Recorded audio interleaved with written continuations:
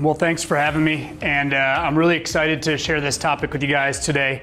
We're going to talk about additives, and so we're not going to spend a lot of time on the introduction because we've got a few different parts of this topic we want to get through today, so let's get rolling. So, as nutritionists, right, we are evaluating diets, we are thinking about what can we do, what can we add, what can we subtract, what are the animals' needs, but what can we do with these diets to ultimately do the best for them to meet their metabolic requirements and boost production.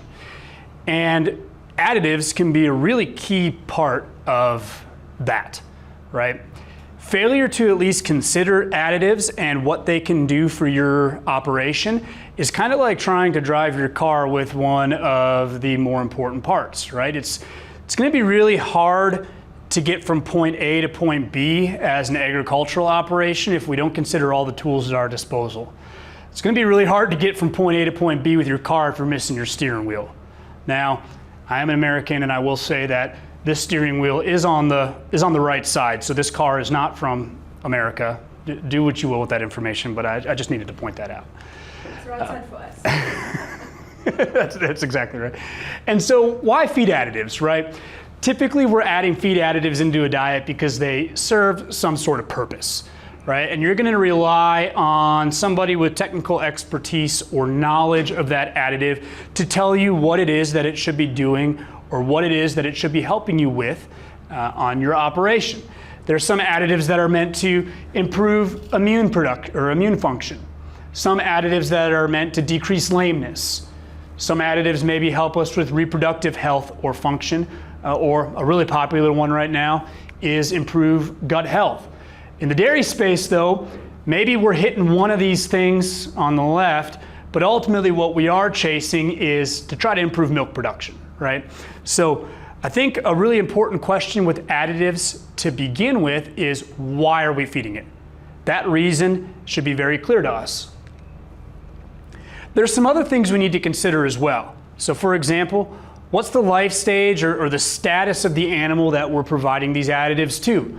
Our approach with an additive for a calf or a growing yearling is going to be a lot different than an additive that maybe we're using for a lactating cow or a cow that we're trying to get bred or a transition cow, right? So there's a lot of different additives and technologies that are really going to differ depending upon the stage of life of the animal. So we want to consider that as well.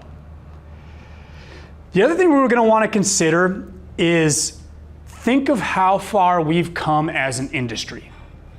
Genetically, we are dealing with a completely different animal than maybe we were back in the 60s, 70s, or 80s. I Googled 1960s dairy cow, and then this is what we got. So that's what we're going to use as our older animal, right? But there are still animals. It's a good-looking animal, but there's still animals that look like this today.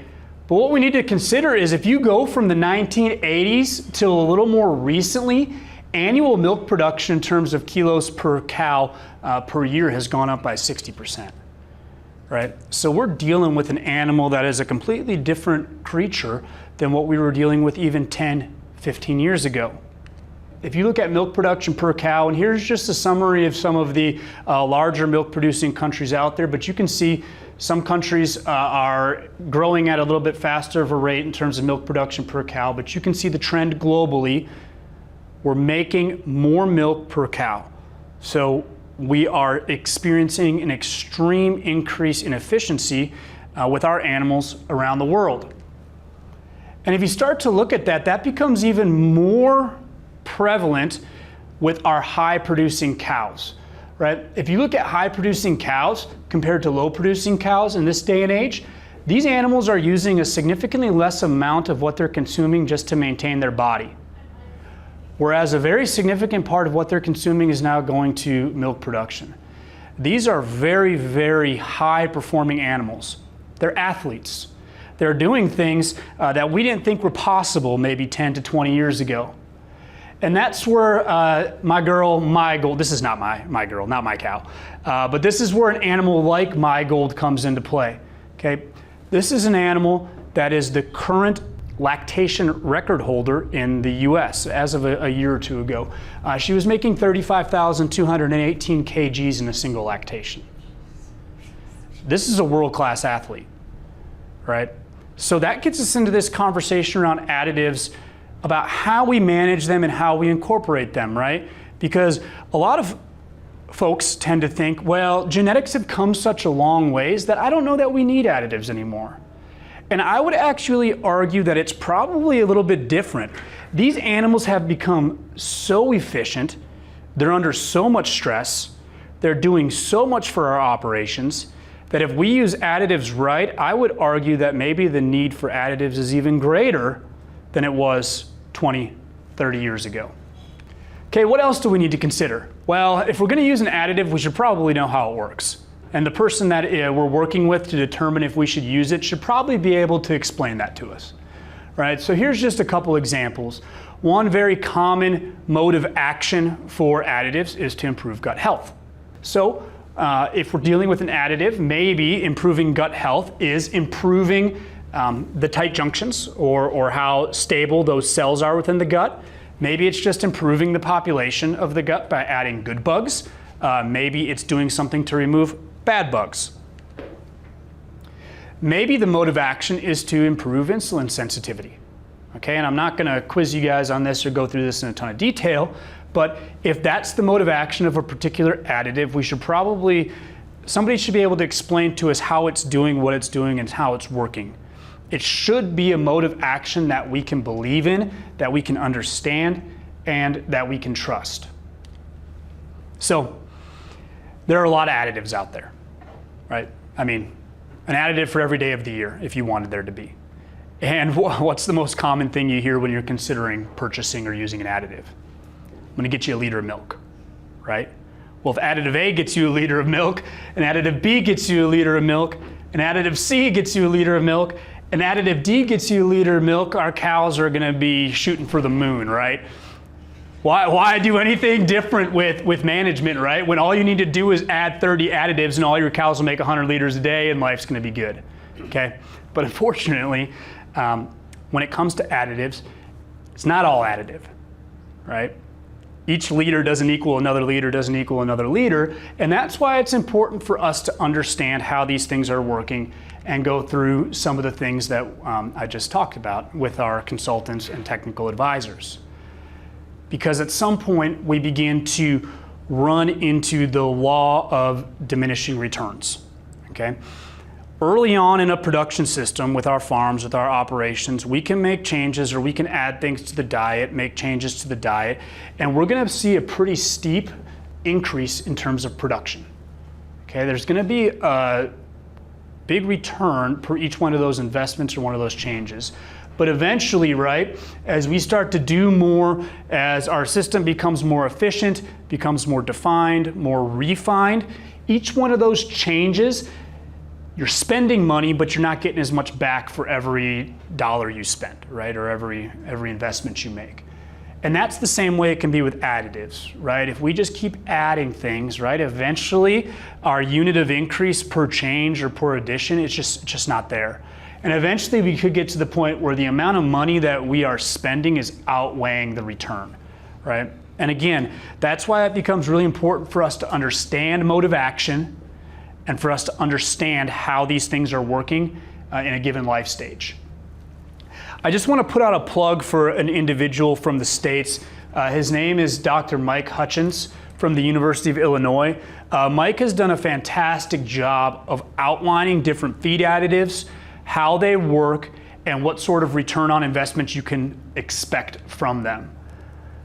Mike has done a number of articles for Hordes Dairymen, just podcasts on YouTube, you name it, and he's kind of got 5 key things he recommends you look at when you're evaluating feed additives. Number 1, they should have some research, okay? And it should be good research, okay? Number 2, as we talked about, you should know what they're doing. Right? You should be able to define the function or the mode of action. Number 3, they should have a clearly defined feed rate, right? It shouldn't just be, shooting in the dark. Number 4 and 5 kind of lumped together, right? We should know what this thing is costing us, and we should know what our the benefit to the cost is, or our return on investment is for using these things. Those are how we're evaluating things, right? If it's got good research, we know how it works, we know how much to feed, and we know based off the cost that we're going to get a return, we're probably heading in the right direction of choosing an additive that's going to make sense for our operation. And here's a list of some of the feed additives that Mike goes through. He's got a whole series of them based off of their different functions. These are some of the ones that he puts a lot of stock in when he talks about high return on investments, right? He talks about monensin, he talks about bypass fats, he talks about calcium balancers, and he puts a lot of stock and gives the highest return on investment to organic zinc as well. And so when you start to look at some of those additives in the South African market, right, a lot of the ones that Mike's talking about are ones that we encounter here, right? So we should be able to use hopefully some of the resources in my presentation and some of the resources in what Mike talks about when he does his podcasts and things like that to help evaluate some of the additives that we're commonly encountering in this industry. These additives are not necessarily unique to South Africa. They're common additives that are used globally, and people are using the exact same lens to evaluate those no matter what part of the world they live in. I took this picture out of my hotel room last night here in South Africa. I'm kidding. The other thing that I want to throw a plug to quickly is evaluating research. Okay? And I'm not going to spend a ton of time here, but obviously when we start talking about feed additives, there's a lot of additives that are the same that are being sold by competitors in the feed additive space. Every competitor has their own research, okay? And we just need to evaluate things carefully and make sure that what we're reviewing and the research that we're looking at is research we can trust, right? Because the competition is fierce, and every additive company's goal is to sell their additive, right? So here's just one example of a study. This is from, and I'm not going to go deep into the weeds here, so don't worry, and there'll be no quiz. But this is just one feed additive trial that was published at the American Dairy Science Association about 7-8 years ago. Okay, and so it was one feed additive company doing competitive research against another feed company. The first additive company has a very known mode of action of improving milk fat, okay? So the goal of this study was to show the improvement in milk fat and show that everything else was equal in this study. So down here, you can see one of these feed additives had an improvement in milk fat, okay? This study was done with 4 animals. So very, very easy to show no difference in other metrics when you're using a very low amount of animals. So this would be an example of not a very well-designed research study that we would need to approach with a fair amount of skepticism. Here's another example, okay? This is an example of another feed additive company that was doing a study to show that their feed additive will improve milk yield by 1.5 liters, okay? Each one of these lines is a study. Only the ones in the red are the actual studies that contain this company's feed additive. The ones outside the red are competitive products. And the competitive products in this case were the only ones that showed significant responses. So again, we just need to be very careful when we evaluate feed additives because we just need to make sure that the research makes sense and checks out. All right, so let's revisit mode of action because I want to revisit mode of action with a current event story of what's happening in the US right now, something I think that might be on the mind of at least some South African producers, but it's an interesting story nonetheless. So remember, when we start talking about improving immune function, maybe with a feed additive, for example, the first step in that line of defense is actually us and management, right? So let's make sure that what we're doing on the dairy, what we're doing with our cows, what we're doing with the environment, let's make sure that checks out. And then the next step is maybe looking at feed additives or other things. In the US right now, we're getting a lot of folks that are evaluating a lot of feed additives. One feed additive in particular that's got a lot of interest is organic zinc, because we have a particular RNA virus that showed up in the US that goes by the name of bird flu. And it has really changed the game for us, and it has really changed the way in which we evaluate feed additives. So this is a current map of our outbreaks right now in the US. I got this like 2 weeks ago, so it's probably changed. But what's most important is California is being just devastated by bird flu right now. It's spreading like wildfire. You see 75 plus. We've lost track of how many herds in California are actually dealing with bird flu right now. And so just a little background of bird flu, or H5N1 in the US. It started in February of 2024, so it's relatively new in North America. It is an RNA virus similar to COVID. So if you listen to politicians, there's a relatively vocal one in the US that talks about the need for zinc to help with RNA viruses, right? So that's where the interest of zinc with bird flu comes from. And this thing is rough. It's tough on cows. Feed intake reduces by 50 to 90%. Milk yield's been reported to decrease by 2.5 to 25 kgs in cows for 14 days. It's not killing them, but boy, do they limp along. They struggle. And the way that happens is, I'm not gonna go through some crazy immunology talk, but you've probably heard the term cytokine storm, right? So what happens is when these RNA viruses come in, there's just this crazy overactive immune response that results in really intensive inflammation. That is very energetically expensive, requires a lot of nutrients to deal with. And so zinc actually prevents the cytokine storm. So that's where a lot of the ideas of folks looking at zinc and other additives comes from. Can we lessen the impacts of bird flu or these RNA viruses?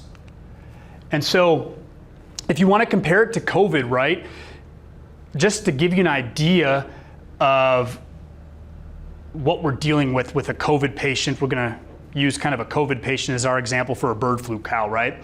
The average COVID patient has 100 million virus particles within them. The more particles we have, the more infected cells we have. The more infected cells we have, the more diseased tissue we have. So it's not like we're talking about just dealing with something that's hanging out maybe in one little spot of the gut or somewhere in the lungs. We're dealing with hundreds of millions of infected cells with these animals. And so when that cytokine storm and that poor nutrient partitioning starts to happen, it's a tornado. It spirals out of control very, very quickly.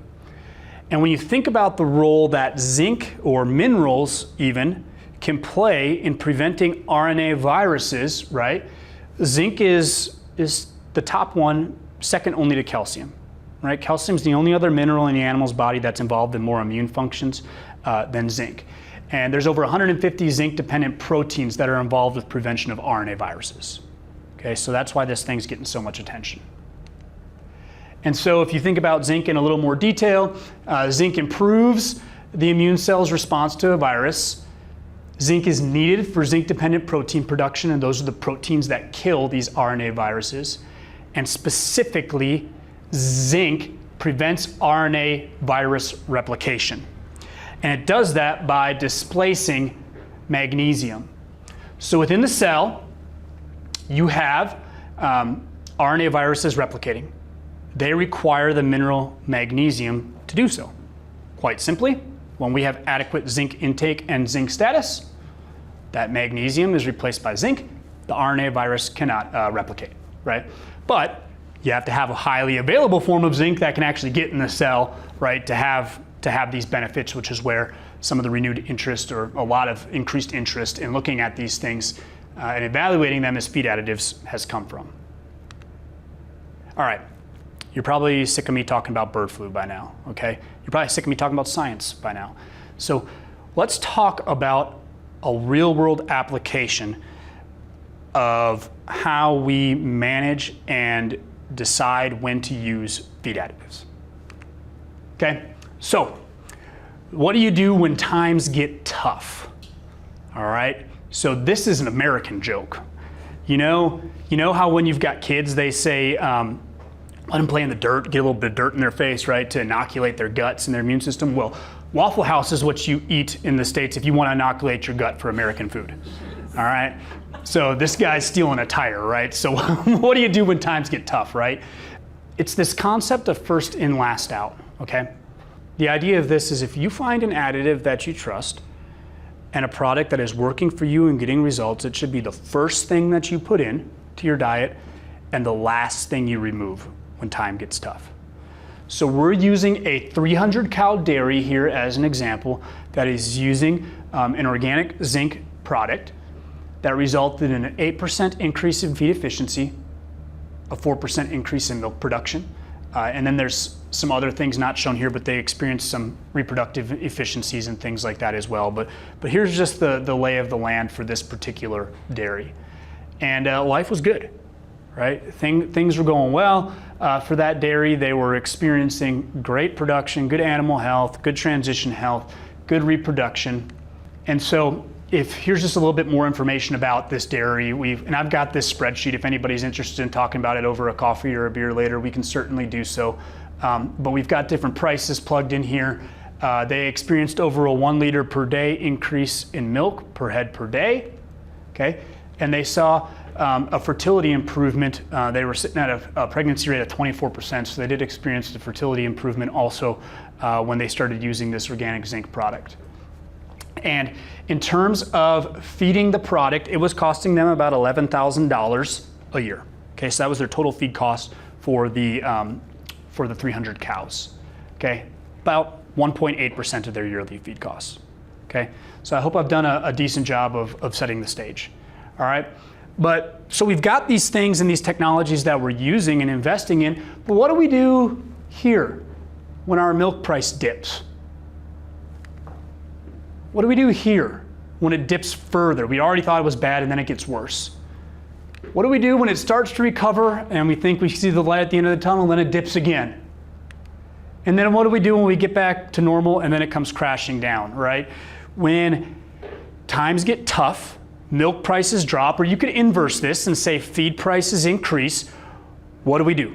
All right, typically the first thing we do is we look at our diets and we see what can we take out to cheapen this thing up. And so my challenge is with a good feed additive, why are you stepping over dollar bills to save a few cents? Because pulling out feed additives as a quick decision during a challenging time may be one of the biggest mistakes that you make for your operation. So let's look at what happened when this herd, this 300 cow dairy, removed this additive, okay? They lost 1.47 liters per day of energy corrected milk. Fertility went from 24% down to 22%. So they lost 2% on their preg rate, okay? They were saving $25 per day. And that came from the reduction in the cost of that additive, right? That's primarily where that came from.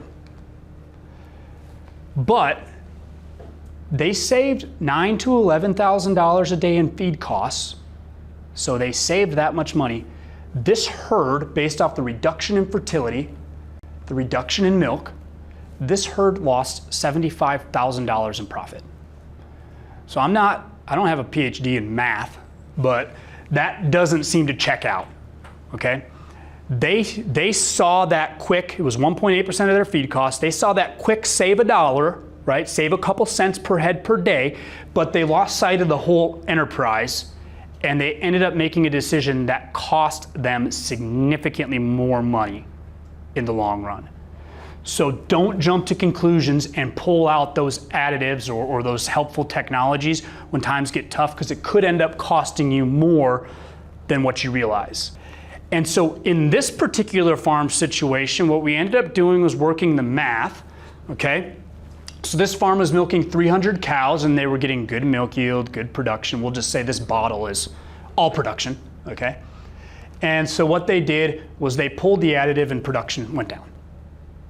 It would have made more sense for this farm to actually pull out a few cows on the low end of their spectrum. Some of that are lower producers, they're less efficient cows, and they're gonna have less total milk, but the production efficiency per animal would have remained the same. Okay, that would have made a lot more sense for this operation. So if we look at the numbers of what this actually meant for this herd, right? All we did was reduce it from 300 to 288 cows. So we're not talking about a massive reduction in animal number, okay? So right out of the gate, you get cull cow income, right? You get the income from getting rid of those poor producing cows. You have less cows, but you have more milk per head per day. And that increase is going to be greater than with just the additive alone because you've removed some of the bottom portion of your herd in terms of production. So your increase is going to be even greater. And you actually end up saving a fair amount on your feed costs. Now your cost per kg is a little bit higher because of that additive, but you're feeding less total kgs on the farm. So you're having a reduction in your feed costs that way. And then you maintain your fertility, if not slightly improve it, because you've removed some animals on the bottom end of that spectrum. So this is the way that we approach this thing, that if you have an additive that is actually showing you a proven performance response, that you've got the information from the research, that you can trust in it, you understand how it's working, during difficult times it does not make sense to pull that additive out because it could make a bad situation even worse. And then obviously if you've got better animal health and things like that, you're not going to have to raise as many replacements, so you can also in a way reduce your replacement costs as well. So I like this quote. Don't know who Gary is, but I found this quote online and I've been using it in a couple presentations. Sometimes the hardest thing to do in a pressure situation is to allow the attention to persist. The temptation is to make a decision, any decision, even if it's the inferior choice. When things fall apart in the economy, whatever, there's just, I've got to do something. I've got to do something. You don't always have to do something because sometimes doing something is the wrong decision. And so with this particular additive that we're discussing here, these were the benefits that this herd was seeing and that other herds were seeing as well, right? 3% improvement in energy corrected milk, massive improvements in preg and conception rate, reduction in cell count, digital dermatitis, white line disease, reductions in ketosis and metritis. This is what this herd was willing to let go in order to save 1.8% of their yearly feed costs. And it cost them big time. And I don't want to see other folks make that same decision if we're dealing with a feed additive and a product that we trust and is getting us performance responses. So that's why use the team at your disposal, right? This was me as a kid. My dad's helping me. No, it's not me. Use your team around you, okay? The South African dairy industry has an amazing group of consultants and dairy experts that can help you evaluate these feed additives, make sure you're using the ones on your operation that are gonna get you the biggest return on investment. So use that teamwork, right? I don't know, 83 cents is what the meme says, but right in the scenario on that farm, it was 1.8% of feed costs. But working with something that you believe in and that you trust and that you're getting results with is worth the nominal fee to include it, even during difficult times. And so with that, I'm going to end the presentation here. I thank you guys for your time and attention, and look forward to taking any questions and future interactions.